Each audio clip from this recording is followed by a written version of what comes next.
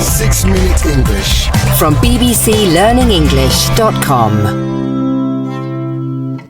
Hello, this is 6-Minute English from BBC Learning English. I'm Neil. And I'm Beth. As an adult, when I need to tell somebody something, I just open my mouth and speak.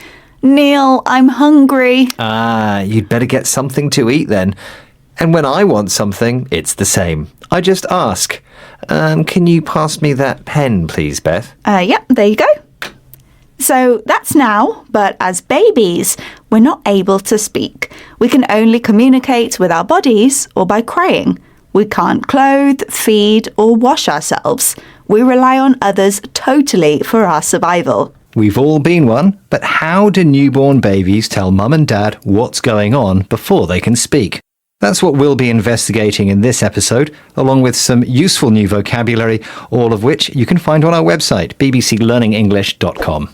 Baby communication is a topic child psychotherapist Marie Jerome writes about in her new book, What Your Baby Wants You to Know. So what do newborn babies want us to know? Well, here's Marie's answer. I think they want us to know that they need us 100% because without us, they won't survive.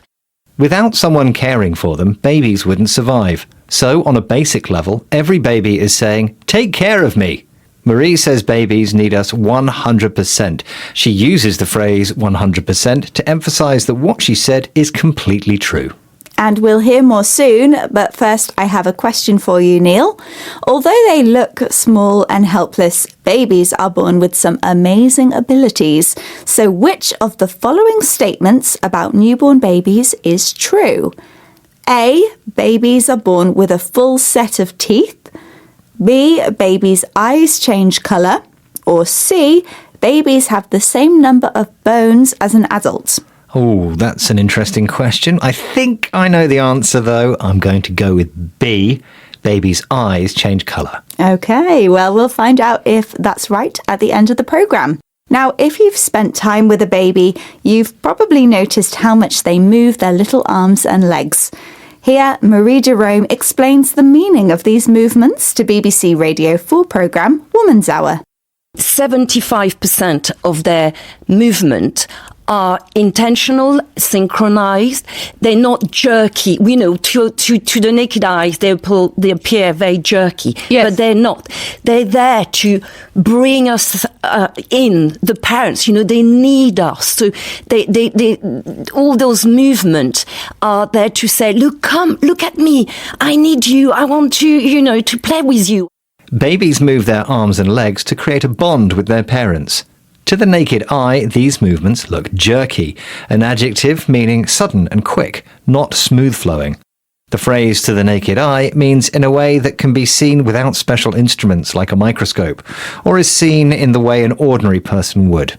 In reality, these jerky movements are intentional, meaning that they're planned and done for a particular purpose, to catch their parents' attention so they will be noticed and cared for.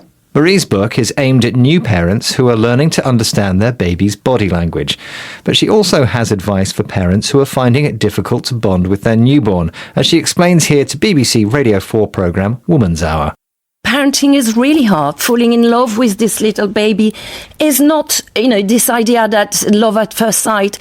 I think it's such a unhelpful cliche. It will take time to love that baby, to get to know that baby. Many new parents dream about falling in love with their baby at first sight.